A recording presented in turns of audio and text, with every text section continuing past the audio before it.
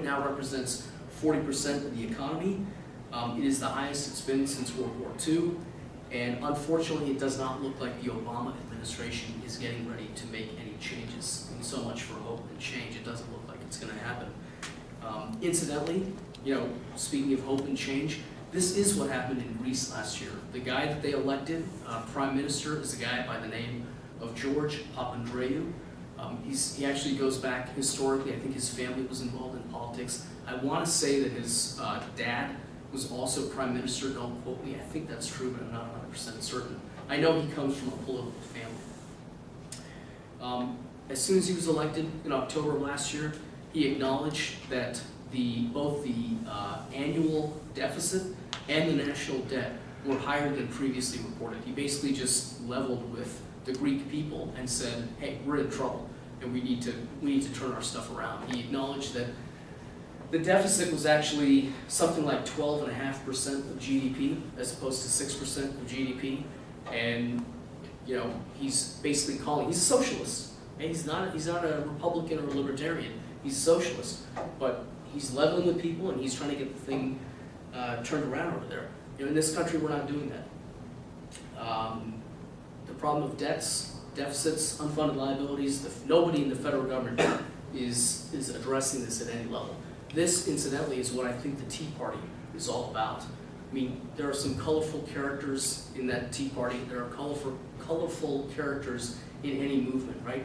I'm sure there are some crazy hippies out there who want free love and spending for everyone and free insurance. And I'm sure there's some crazy Republicans out there, and there's some crazy Tea Party people out there. But I think at its heart, what the Tea Party is about is fiscal conservatism. I think these are people who are seeing all these debts and deficits and unfunded liabilities and are concerned about it. I think that's what's going on. I could be wrong. I don't think so. I think that's what they are. I think they're real fiscal conservatives. And maybe there's some other groups that have kind of latched onto the Tea Party and have their own agendas, but at its heart, I think that's what it started out to be. So we're in a real quandary. Short term, I don't see us coming out of this mood of spending that we're in. You've got the Krugmans of the world that are influencing public policy and public opinion, as well as public policy. The Obama administration is listening to guys like Krugman, and they don't look like they're shutting down their spending anytime soon. So the question is, what happens next? I mean, we're going to run out of credit like Greece did at some point. It's going to happen. You can't just keep borrowing forever. That's in the long term, though. That might be 2 or 3 years away. What's going to happen this year? What's going to happen next year? What is the outcome? Well, there is one tool that is available to governments that is not available to either individuals or businesses. Anybody know what that tool is? Magic cure. What's that? Printing press. Inflation. It's a cure for what ails you.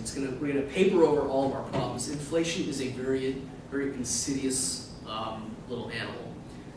Once it gets going, it's very difficult to stop. It seeps into the sector, the economy very insidiously. It's very, very difficult to pinpoint the origin of inflation. It distorts markets. It distorts decision making. It is one of the most destructive things that can be unleashed upon an economy, and that's what we're getting ready to do. Inflation is the printing of money. The reason that governments like it is because they can spend and spend and spend, and when the bill comes due, instead of making a hard choice and having to raise taxes or cut spending in other areas, they can just print up more money and hand that money in exchange for real goods and services. It sounds great. It sounds like a free lunch, but it's not a free lunch. The government doesn't have to pay for that, but the people do.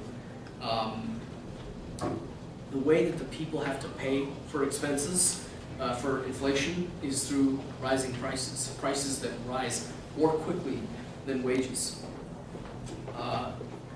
The best way, I'm going to be a little controversial here, but the best way you can think about the dangers or the damage of inflation is to think about counterfeiters. Counterfeiting is a crime in this country and in every country in the world. Why? Why is counterfeiting a crime? Well, because the counterfeiter just prints up a bunch of money and hands it to you, and in exchange, you give him whatever.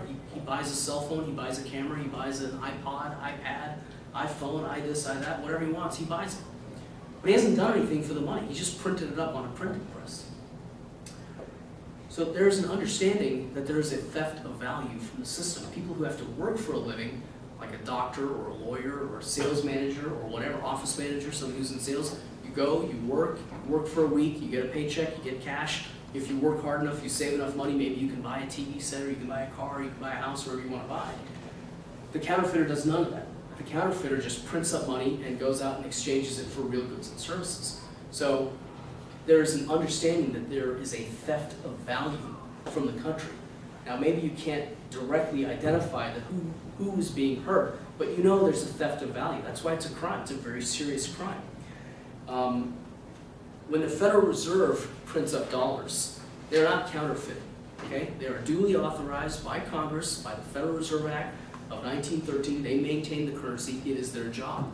So it is not a crime in the criminal sense, right? But the economic theft of value remains. The economic theft of value is still perpetrated upon the holders of dollars or the holders of any currency. Remember that a dollar is nothing more than a claim of value, right? You can take that dollar, you can buy goods, you can buy services, you can buy assets, you can buy commodities, whatever you want to buy. The Federal Reserve can sit back, punch up a few keys, print money out of thin air, and go and exchange it for real goods and services.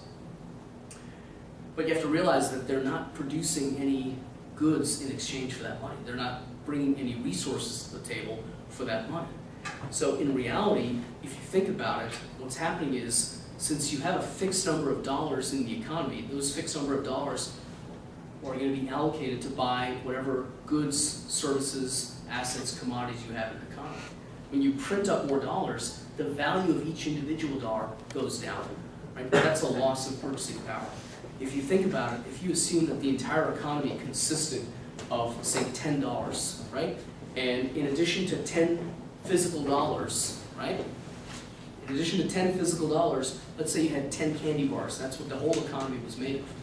10 candy bars, $10. That means that each dollar represents a claim on one candy bar. So you go out, you earn your wages, you work for, let's say you earn $1 a day, you work for a whole day, you earn $1, go to the store, you buy a candy bar, you eat the candy bar, you're happy. But let's say now the Federal Reserve goes out and prints up another $10, right? Now there are $20 in the economy. There's still only 10 candy bars. So in effect now, each dollar is only worth half a candy bar, right? So it takes $2 to buy a candy bar. The thing is though, your wages are still $1 a day. So you work for a whole day, you earn $1, you can no longer buy a candy bar. You can only buy half a candy bar. You're very unhappy. I get it. So your real standard of living falls, right? Prices go up, your wages either don't go up at all or they go up less than prices go up, and your real standard of living falls. The reason that the Federal Reserve wants to create inflation deliberately is because all prices are then going to go up, and the cost, the real burden of debt is going to go down, because when all prices are rising and you have debt that is fixed, right? Maybe you have a 5% interest rate on your debt. It's not like your debt contract is written. You know, when you loan money, let's say you loan money to the federal government, right? And let's say at the time that you loan the money to the federal government, let's say you loan them $1, right? At the time you loan them $1, a candy bar costs $1. The next day the Federal Reserve prints up another $10, and then the federal government pays you back the dollar, right? Yeah, they technically fulfilled their obligation to you. Technically they paid you back $1. But in terms of the real purchasing power of that dollar, it is not the same as it was before the Federal Reserve created inflation. The dollar that the federal government pays you back after the inflation hits is worth less. It can only buy half a candy bar. It cannot buy a full candy bar. And so governments love inflation for this reason. They get to fulfill their obligations on paper, and they don't have to declare bankruptcy. They can just inflate away their debt, and the party keeps going. This is why governments love inflation. The example that I used about the Federal Reserve doubling the money supply from $10 to $20 is not a fake example. That example actually is happening or has happened already in this country